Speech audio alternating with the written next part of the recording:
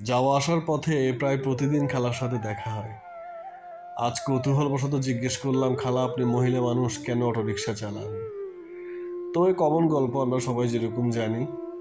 3 সন্তানের মা খালা বড় সন্তানকে বিয়ে করিয়েছে কয়েক মাস আগে। ছেলে এখন মায়ের সাথে থাকে না, সে বউকে নিয়ে আলাদা সংসার করে সে আলাদা থাকে।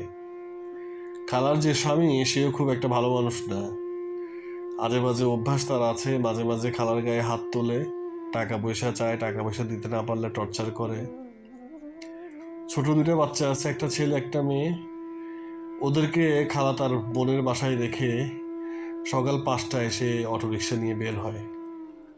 তো আসলে মানুষের জীবনের বাস্তবতা, অভাব এবং স্বভাব মানুষকে যে শিক্ষা দেয়, পৃথিবীর কোনো বিশ্ববিদ্যালয় কিংবা কোনো মহাবিদ্যালয় থেকে এই শিক্ষা পাওয়া যায় না।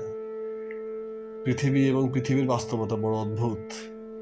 প্রত্যেকটা মানুষ কি এক একটি কঠিন চরম বাস্তব গল্প নিয়ে জীবনটা কাটায়।